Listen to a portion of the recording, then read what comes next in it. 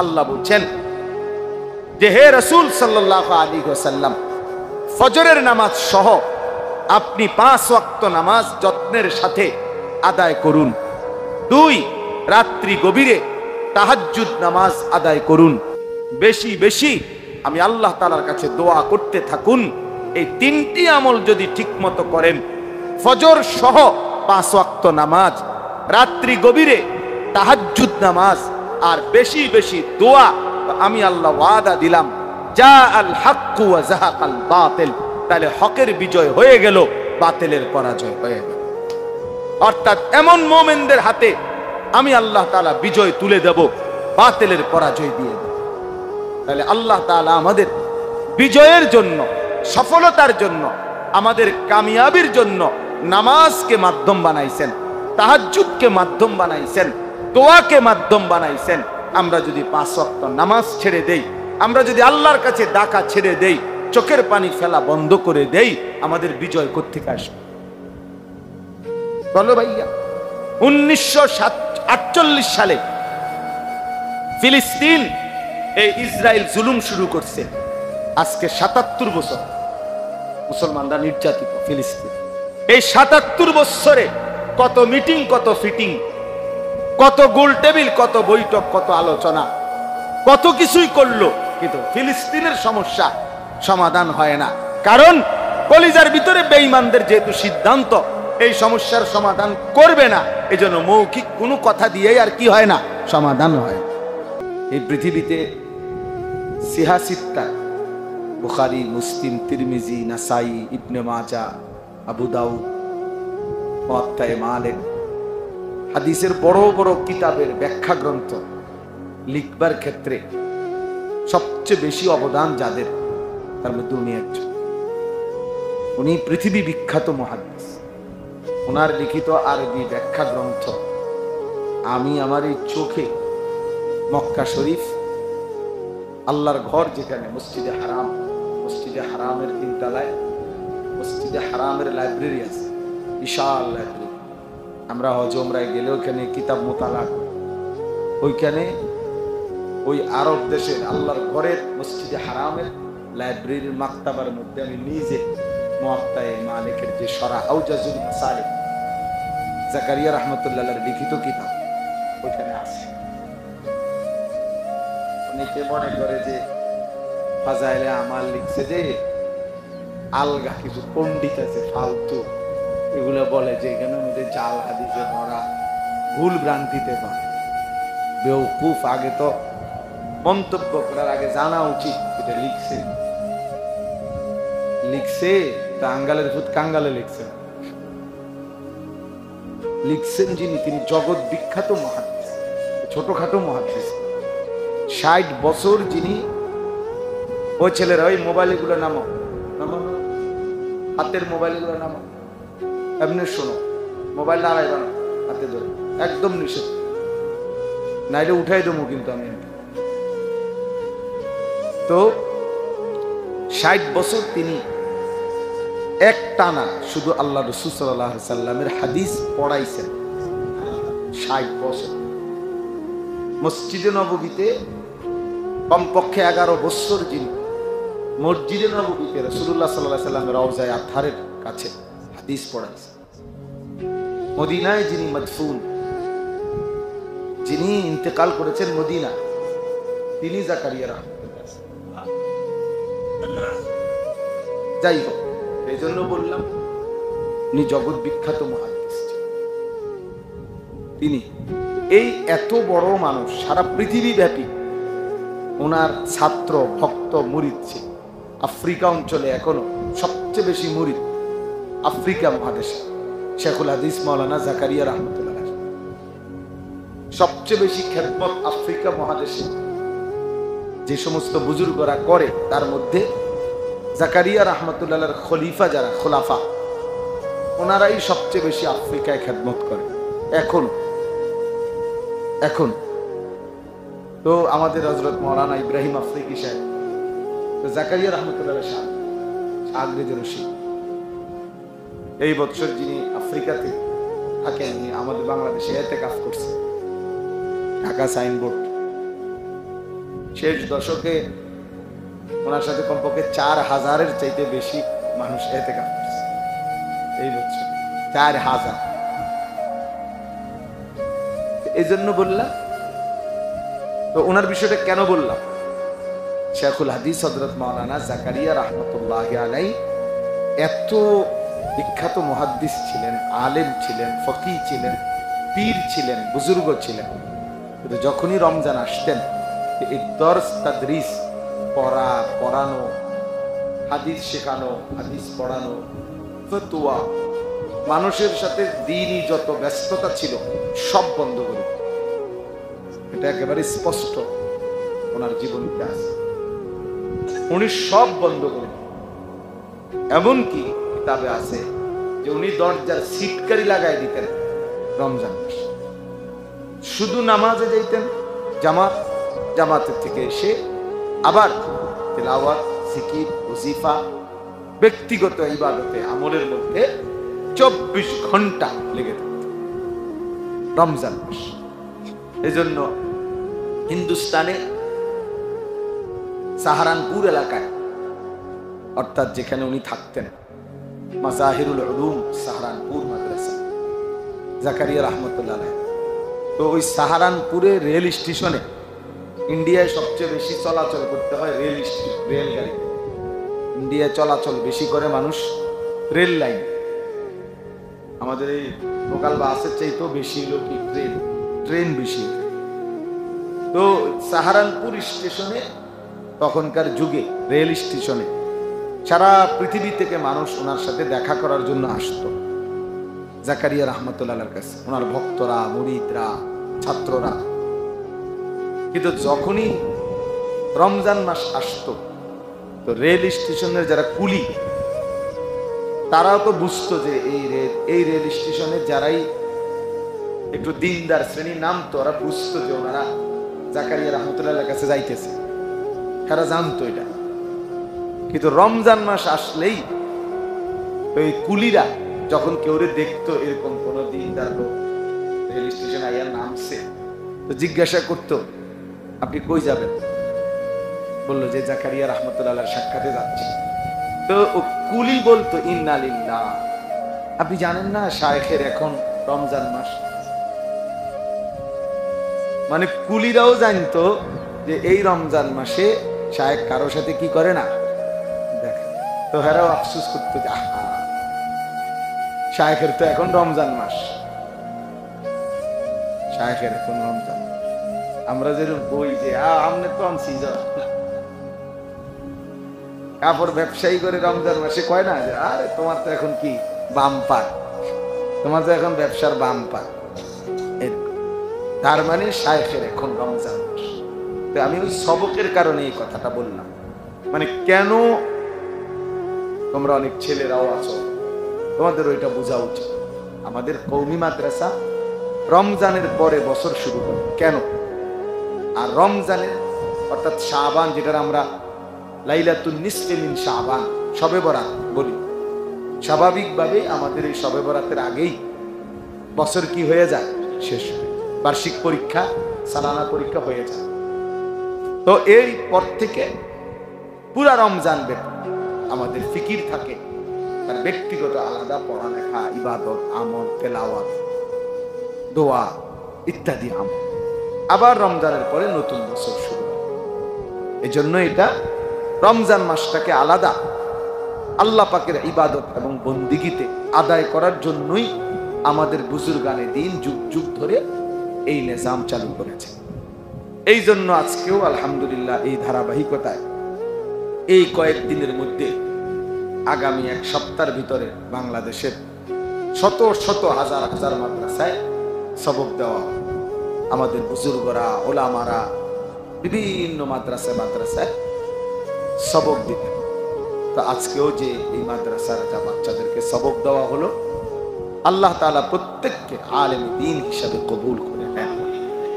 ইলম অনেক বড় নিয়ামত, যাকে আল্লাহ তাআলা ইলম দান করছে, কোরআন সুন্নাহর ইলম, তাকে আল্লাহ তাআলা সবচেয়ে বড় নিয়ামত দান করছে। কোরআনুল কারীমের মধ্যে আছে, আল্লাহ তাআলা বলছেন, ইয়ারফাইল্লাহুল্লাযীনা আমানু মিনকুম, আল্লাহ তাআলা যারা ঈমানদার তাদেরকে মর্যাদাবান করেন, সম্মানিত করেন, উচ্চ মর্যাদাবান করেন। তবে আল্লাহ তাআলা বলতেছেন ওয়াল্লাযীনা উতুল ইলমা দারাজাত, আর তবে যাদেরকে আল্লাহ তাআলা ইলম দান করছেন তাদের মর্যাদার কোনো সীমা পরিসীমা নাই। দারাজাত, তাদের মর্যাদা সীমাহীন, অগণিত, বহু বচন, কোনো সংখ্যা নির্ধারণ। এজন্য সবার এটা বোঝা উচিত, সবার, যে কোরআন এবং সুন্নাহর ইলম আল্লাহ তাআলা যাকে দান করছেন তার সমকক্ষ এই জেনারেল লাইনের সবগুলো বই একত্র করলে হবে। সারা পৃথিবীর সমস্ত ইউনিভার্সিটির পড়ালেখা একত্র করলেও কোরআন সুন্নাহর কাছেও আসবে।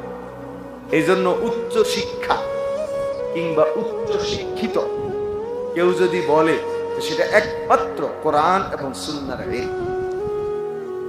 কোরআন সুন্নাহর ইলম ছাড়া কেউ যদি অন্য কিছুকে উচ্চ শিক্ষা বলে তো সে তার ঈমানের সমস্যা, তার ঈমানের মধ্যে কি? কারণ কোরআনুল কারীমের সামনে, রাসূলুল্লাহ সাল্লাল্লাহু আলাইহি ওয়াসাল্লামের সুন্নাহর সামনে বাংলা, অঙ্ক, ইংরেজি, পদার্থ, জীববিজ্ঞান, রসায়ন বিজ্ঞান, চিকিৎসা বিজ্ঞান, এরপরে যে কারিগরি শিক্ষা, এরপরে যত ইঞ্জিনিয়ারিং, সব কিছু একসাথে করলেও কোরআনুল কারীমের সূরা ফাতিহার একটি অক্ষরের সমান মর্যাদা হবে না। তাহলে কাজেই যেটা শ্রেষ্ঠ ইলম, তো ওই ইলমে যারা শিক্ষিত তারাই উচ্চ শিক্ষিত, তারাই সবচেয়ে বেশি জ্ঞানে, এবং ইলমে তারাই ধনী। এজন্য আমি অনেক সময় বলি, ওই যে ইলম, এটার অর্থ শুধু জ্ঞান বললেই যথেষ্ট না। ইলম অর্থ বাংলা যদিও বলা হয় জ্ঞান, কিন্তু আসলে ইলম এটা আলাদা পরিভাষা। নামাজ অর্থ শুধু প্রার্থনা বললেই নামাজ বুঝায় না। নামাজ মানে প্রার্থনা না, না প্রার্থনা না। নামাজ একটি পরিভাষা, সালাত, এটার একটা নির্দিষ্ট কাইফিয়াত আছে, যার যে কোনো ভাবে প্রার্থনা করলেই সেটা নামাজ হয় না। শরীয়তে এর একটি নির্ধারিত রূপরেখা আছে, শরীয়তের মধ্যে এটার একটা দিক নির্দেশনা আছে, কোনটা কিভাবে করলে এটারে নামাজ বলে, এটার একটা শুরু শেষ আছে। তো ঠিক যেই কোনো জ্ঞানকে ইলম বলে না। ইলম কাকে বলে শরীয়তে এটার একটা নির্ধারিত আছে। একমাত্র কোরআনের জ্ঞান যেটা, রাসূলুল্লাহ সাল্লাল্লাহু আলাইহি সাল্লামের সুন্নাহর জ্ঞান যেটা, এটাই একমাত্র ইলম, এটাই ইলম। আর এমনি জ্ঞান যে কোনোটাকে বলতে পারে, কিন্তু ইলম সবটাকে বলা যাবে। এই জন্য বিদ্যা অর্জন করা প্রত্যেক মুসলমানের উপর ফরজ। আল হাদিস এই কথা লেখা স্কুলের ওয়ালে লিখলে হতো না, স্কুলের ওয়ালে নাই, এটা অনেক স্কুলের ওয়ালে লিখে রাখে। বিদ্যা অর্জন করা প্রত্যেক মুসলমানের উপরে ফরজ। আল হাদিস মানে কি বুঝাইতে চাইছে? বুঝাইতে চাইছে এই স্কুলের ভিতরে যত পড়ালেখা হয় সবগুলো অর্জন করা প্রত্যেক মুসলমানের উপরে ফরজ। না না, জি না, এটা ফরজ না, এটা সবার উপরে ফরজ না। ফরজ হলো কোরআন সুন্নাহর ইলম শিখা প্রত্যেকের উপরে ফরজ।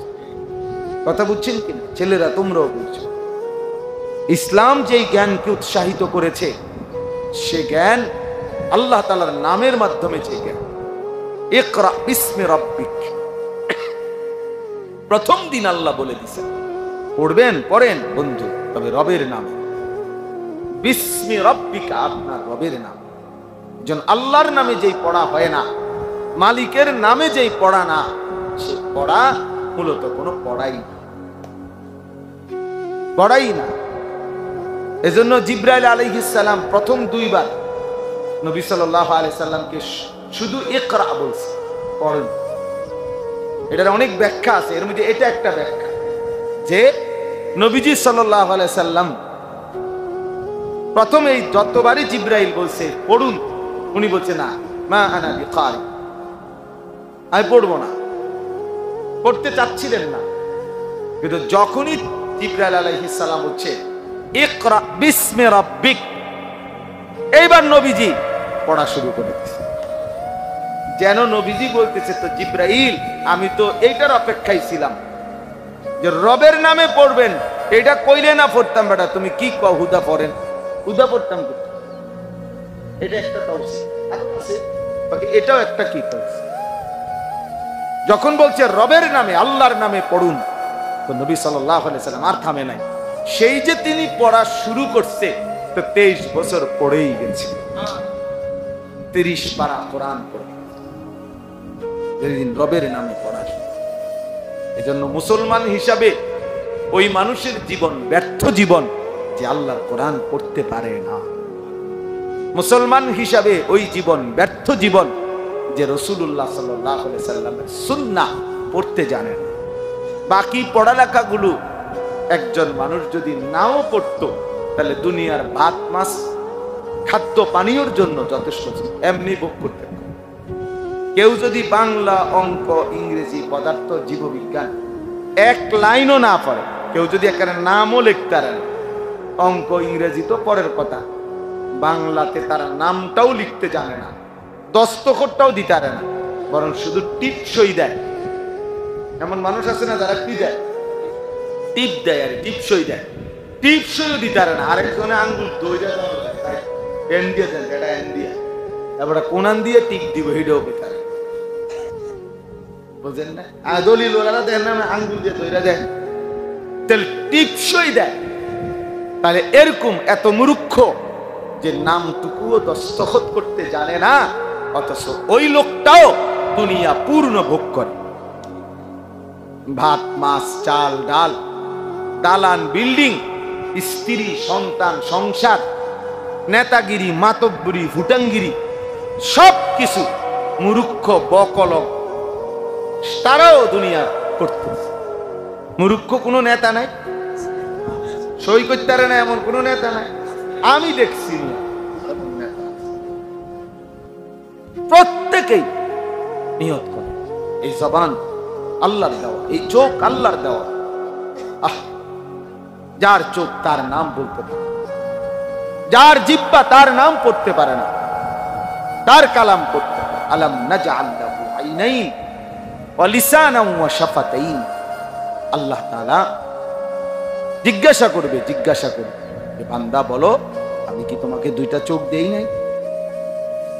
আলাম নাজআল লাহু আইনাইন, আমি কি জিহ্বা দেই নাই?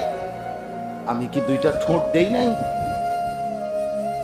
আমি দিলাম, আমার নাম পড়তে পারো না, আমার নাম বলতে পারো না। আজকে সারা পৃথিবীতে মুসলমানদেরকে নিয়ে সারা বিশ্ব ঠাট্টা করতেছে, মুসলমানের রক্তে জমিন ভাসতেছে, মুসলমানের লাশ আকাশে ছিন্ন ভিন্ন হয়ে টুকরা টুকরা হয়ে যাইতেছে। আর বেঈমান শুধু বক্তব্য দেয়, বিবৃতি দেয়, আলোচনা করে, বৈঠক করে, এই সেই ৯-৬ কথা বলে। কারণটা কি? কারণ আমাদের রবের সাথে আমাদের সম্পর্ক, আমাদের মালিকের সাথে আমাদের সম্পর্কের ঘাটতি, যার কারণে নাফরমান বেঈমান আমাদের সাথে ঠাট্টা মশকারি করছে। এজন্য আমরা প্রত্যেকেই আমাদের আল্লাহর সাথে আমাদের সম্পর্ক ফিরাইতে হবে, নাই তো মুসলমানের বিজয় আসবে না বন্ধু। ধীরে ধীরে ধীরে ধীরে মজলুমের সংখ্যা বাড়তেছে, মজলুমানের সংখ্যা। বিরত থাকার তো কোনো নামই নাই, বরং ইসরায়েলের ইহুদি কুত্তারা গাজা, রাফা, মুসলিম অধ্যুষিত এই জায়গা একদম সমান করে ফেলছে। এখন আর একটা ঘরও মাটির উপরে অস্তিত্ব নাই, একজন মুসলমানেরও নাই, সব সমান করে ফেলছে গত কয়েকদিনের আক্রমণ। তাহলে আমি বেশি আফসোস লাগে আমার, যার কলিজার ভিতরে ঈমান আছে, ইসলাম আছে, সে কিভাবে এই নির্মম পরিণতি মুসলমানের দেখে। ওই দিন পত্রিকায় ছবি দিছে, দেখো যে 6 বছরের একটা বাচ্চা মেয়ে, আমি নিজে দেখছি ছবিটা, বাচ্চাটা সাক্ষাৎকার দিতেছে, বলতেছে সাংবাদিকের কাছে, 6 বছর বয়স, বলতেছে আমি অন্যদের সাথে খেলতেছিলাম, হঠাৎ করে বোমা পড়ছে, বোমার আঘাতে আমি বেহুশ হয়ে গেছি। যখন আমার হুঁশ ফিরে আসছে, ও বাচ্চা মেয়ে বলতেছে, আমি দেখি তাকায়, আমার হাতটা নাই, আমার ডান হাতটা আমার থেকে বিচ্ছিন্ন, আমার হাত কোথায় উড়ে গেছে। আমি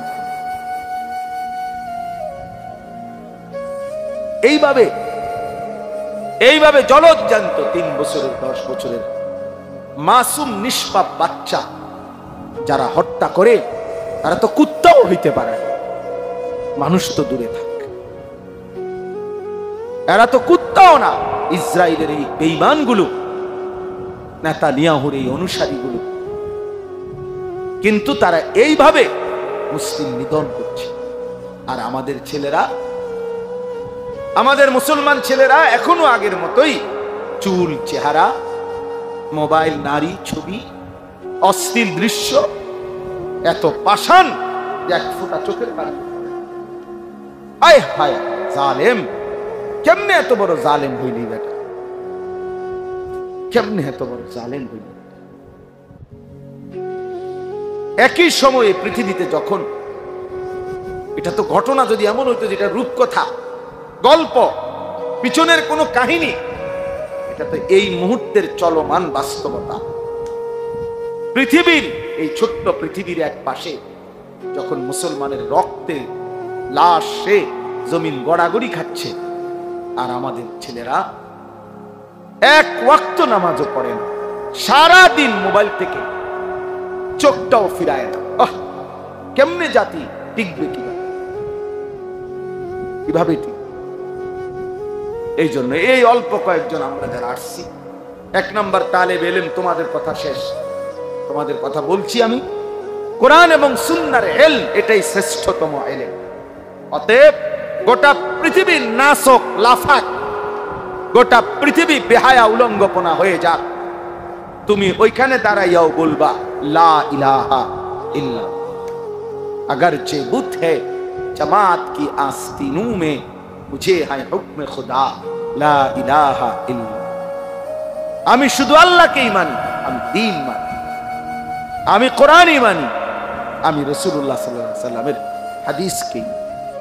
আমার আব্বা, আমার মনে আছে, আমি যখন দাখিল এসএসসি দাখিল পাশ করছিলাম 1998 সালে, সায়েন্স বিজ্ঞান বিভাগ থেকে সারা বাংলাদেশে ফার্স্ট হয়েছিলাম, সমগ্র বাংলাদেশে 1 নাম্বার। তো অনেকেই আব্বার মুসল্লিরা কুমিল্লা শহরে আব্বারে বলছিল, হুজুর আপনার এই ছেলেটারে জেনারেল লাইনে পড়ান, বড় কিছু হবে, তার রেজাল্ট ভালো, মেধাবী, ইত্যাদি ইত্যাদি। আমার আব্বা বলছিল যে আসমান যদি ভাঙ্গা আরেকবার হয়, জমিন যদি উল্টাইয়া আবার ভাও হয়, হইতে পারে, কিন্তু আশরাফ, আমি আলী আশরাফ আমার আব্বার নাম, এটা আমার নামে আশরাফি, এটা আমার আব্বার নাম।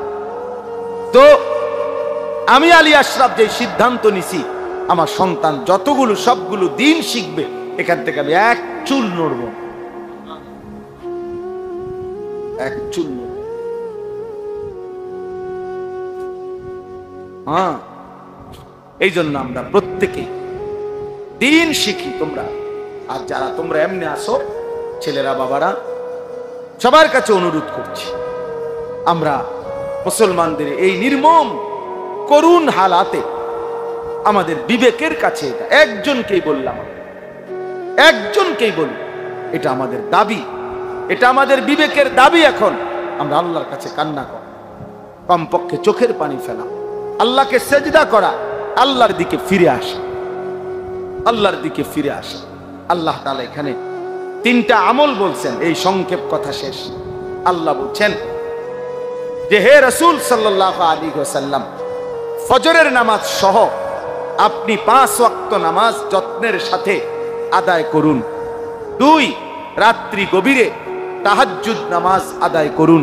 আমার এলাকায় দেখছি কোটি কোটি টাকার মালিক, কোটি কোটি কোটি কোটি কোটি টাকার মালিক বেটা, এইতে বেটা ফেফার উল্টে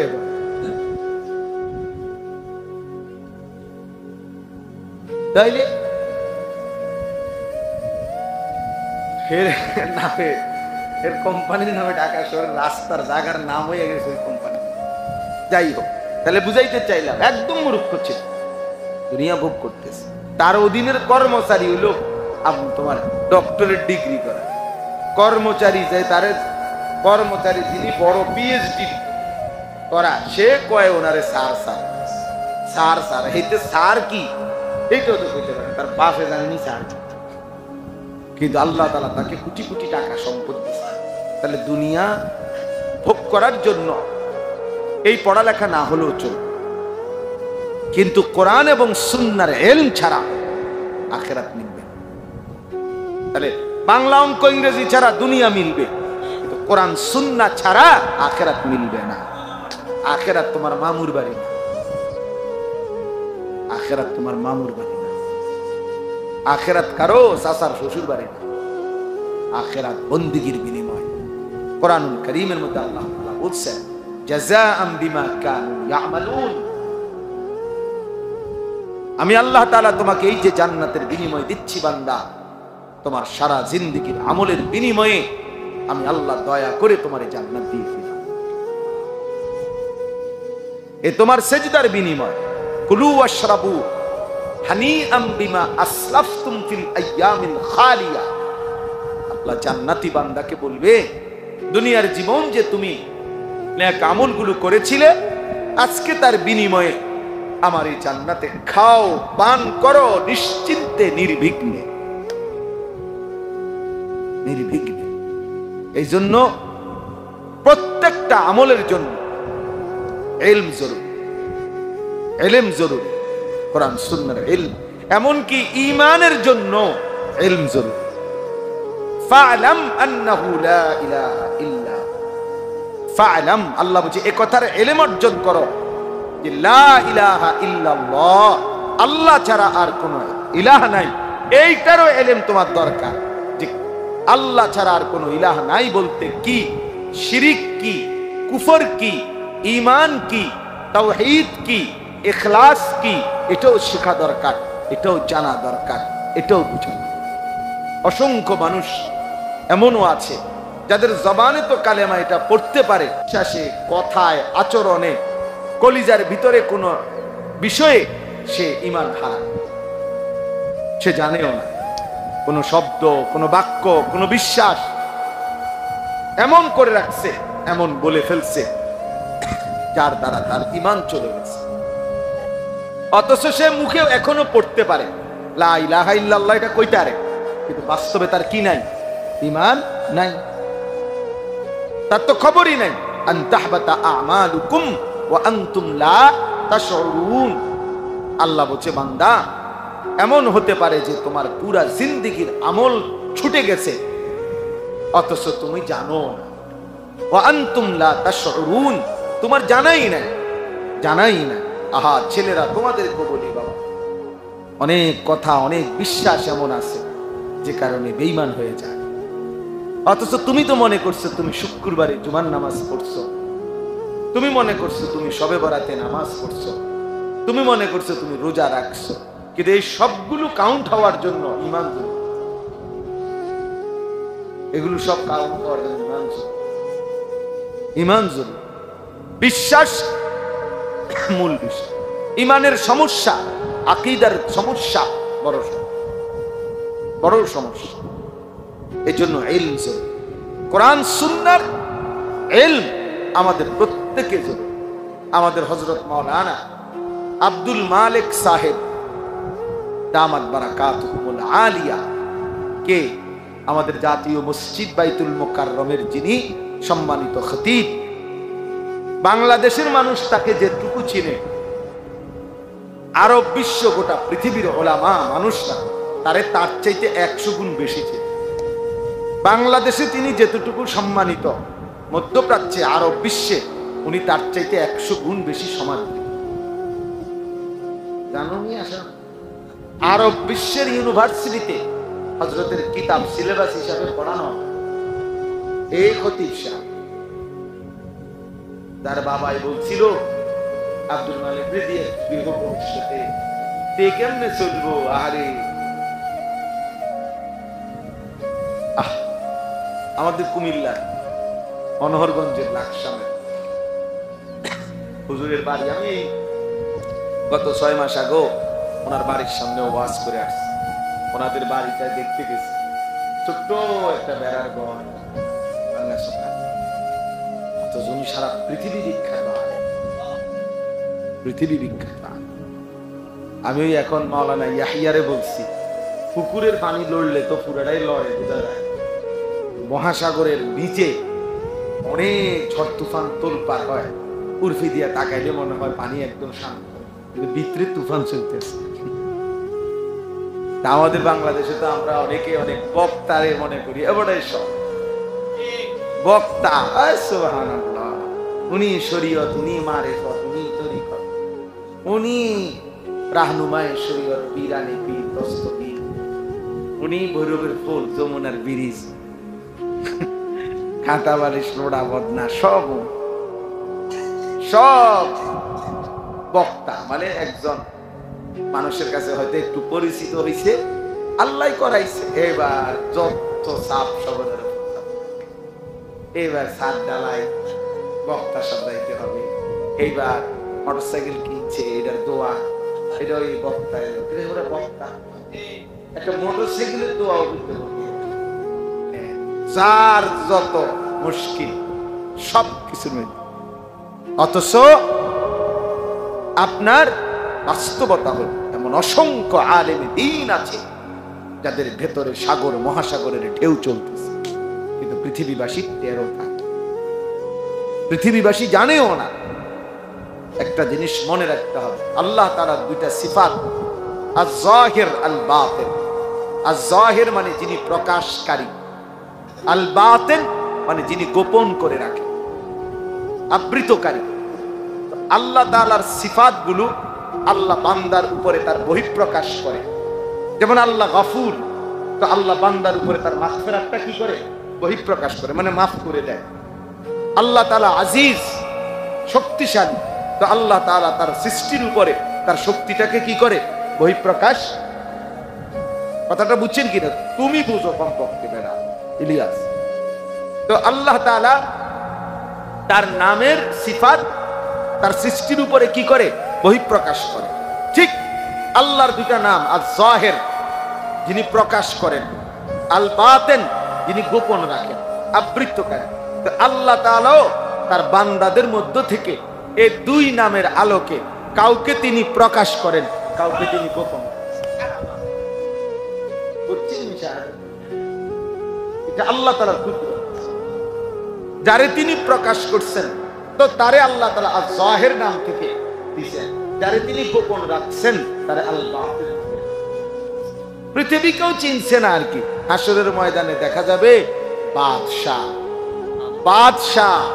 তখন বাকিরা এই যারা স্লোগান দিছে তারা গো ইন্না লিল্লাহ, কি ধরা খাইলাম, স্লোগান দিলাম কারে? বুজুর্গ কেডা? বুজুর্গ তো বড় না, আয় হায়া কি ভুল করলাম। এই জন্য আল্লাহ তাআলা তার উভয় নাম জাহির, আল্লাহ প্রয়োগ করে, বহিঃপ্রকাশ করে।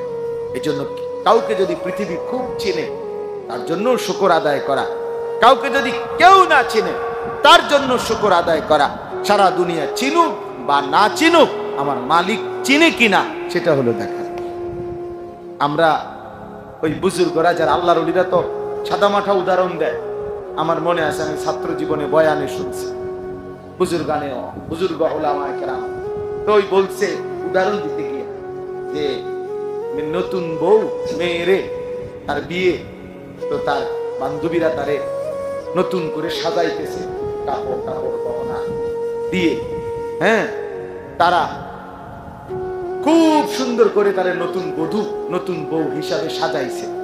সাজাইয়া সবাই বলতেছে যে মাশাআল্লাহ, তোকে না দারুণ দেখাচ্ছে, খুব সুন্দর হয়েছে, হ্যাঁ, শাড়িটা খুব চমৎকার হয়েছে, ওড়নাটা খুব সুন্দর হয়েছে। এভাবে সবাই প্রশংসা করতেছে, কিন্তু ওই মেয়ে কাঁদতেছে। তো সব বান্ধবীরা বলতেছে যে এত সুন্দর সাজে তোকে আমরা সাজাইলাম, তো তারপরও তো কাঁদতেছো কেন? আমরা সবার কাছে এত সুন্দর লাগতেছে, আমরা সবাই বলতেছি। তখন ওই কন্যা নববধূ মেয়েটা তখন বলছে, বান্ধবীরা তোমরা সবাই সুন্দর লাগছে এটা বললে কি লাভ হবে? যার জন্য আমার সাজাইছো সে যদি আমাকে সুন্দর না বলে, সে আমাকে সুন্দর বলবে কিনা, তার কাছে পছন্দ হবে কিনা, এটা না মূল দেখার বিষয়।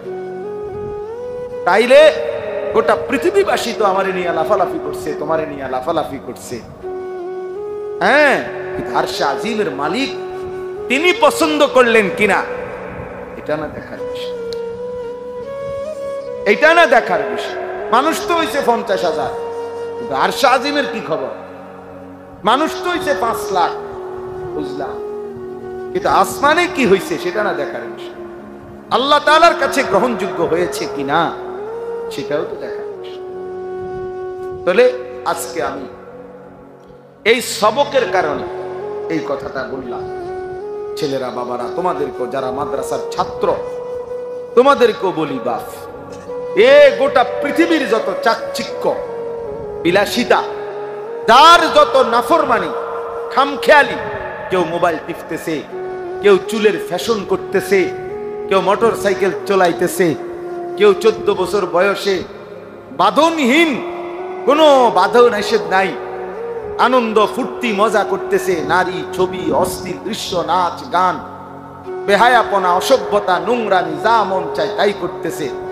তোমরা তালিবে ইলম এই আস্ফালন, এই নাফরমানদের এই নড়াচড়া দেখা ভুল কইরো না, বোকা কইরো না, বরং তুমি আফসোস কইরো না যে আরে আমি যদি এমন স্বাধীনতা পাইতাম তাইলে আমিও তো একটু মজা করতে পারতাম। মাদ্রাসার কারণে, আল্লাহর কোরআন পড়ার কারণে আমি তো আর এগুলা পারছি না। না বন্ধু, এটা মনে রাখতে হবে, এই বাইরের এই লাফালাফি, ফালাফালি, গুনার এই আবরণ, এরা মূলত প্রত্যেকেই অভিশপ্ত।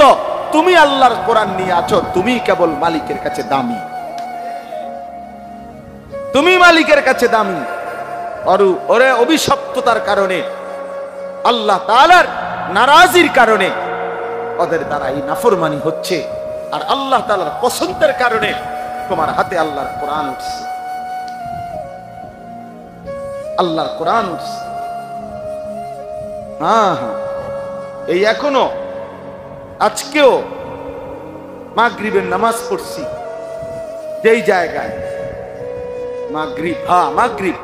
মাগরিবের নামাজ পড়ছি যেখানে, তো নামাজের সালাম ফিরাইয়া আবার নামাজ পড়ছি। এখন সালাম ফিরাইয়া আবার পড়ছি সিরাতাল মুস্তাকিম, আচ্ছা, ইহদিনাস সিরাতাল মুস্তাকিম, তার বাড়ির মুস্তাকিম,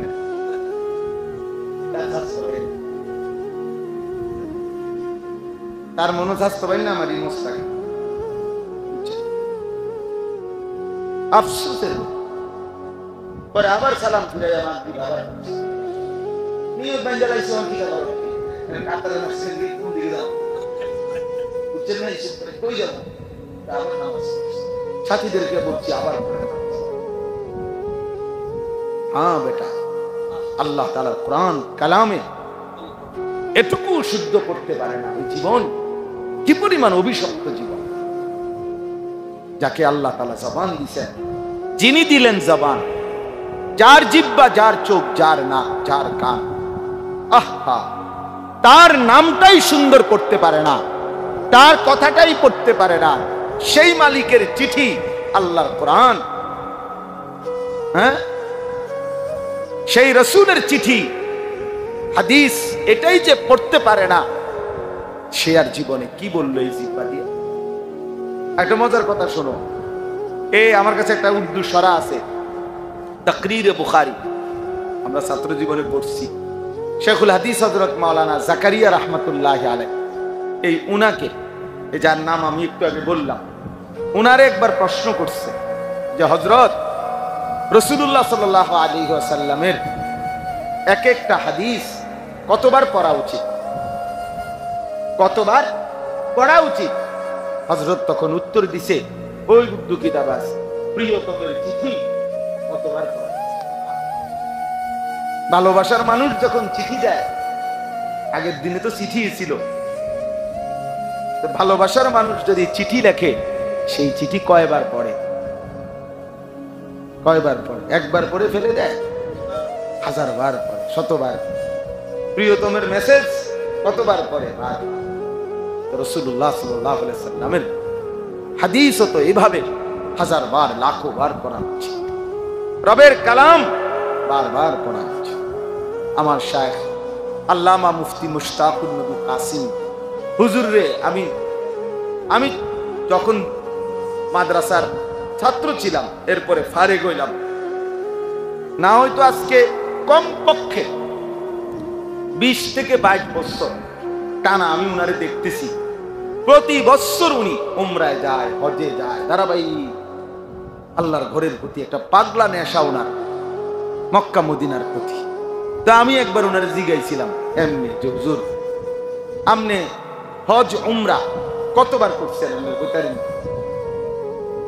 তখন হুজুরে আমারে বলছিল, মাওলানা, এক উত্তর দিছে কি সুন্দর। হুজুর বলতেছে, মাওলানা, শ্বশুর বাড়ির মানুষ কয়বার যায় এটা কি গুনে রাখে? আপনি গুনছেন কয়বার শ্বশুর বাড়ি গেছেন? তার মানে প্রিয় জায়গায় কতবার গেছি এটা কি গুনার বিষয়? এত মহব্বতের বিষয়, এত ভালোবাসার বিষয়, এত মহব্বতের বিষয়, মহব্বতের বিষয়। এই জন্য আজকে দোস্ত, এই অনেক যে কয়জন জেনারেল বা শিক্ষিত তোমরা যারা ছেলেরা, বাবা, তোমাদের ওই পড়ালেখার প্রতি আমাদের কোনো ঘৃণা নাই। আমরাও জেনারেল লাইনে পড়ছি, কিন্তু শুধু একটাই অনুরোধ, কোরআনুল কারীমের এই সবক, আমি আজকে রাজাবাড়ি মাদ্রাসার এই সবকে এটা বলি, তোমরাও সবাই এবং আপনারা যারা কোরআন শরীফ পড়তে পারেন না, প্রত্যেকেই নিয়ত করে, এই জবান আল্লাহর দেওয়া, এই চোখ আল্লাহর দেওয়া।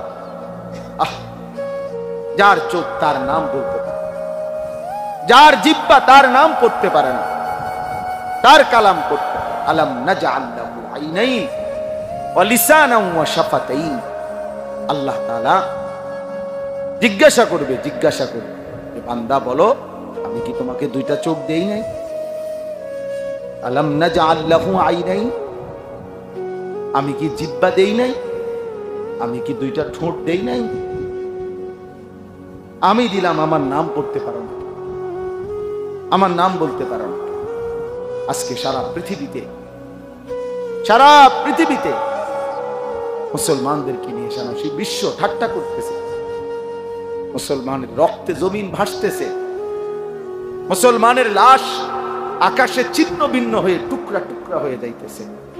আর বেঈমান শুধু বক্তব্য দেয়, বিবৃতি দেয়, আলোচনা করে, বৈঠক করে, এই সেই 9-6 কথা বলে।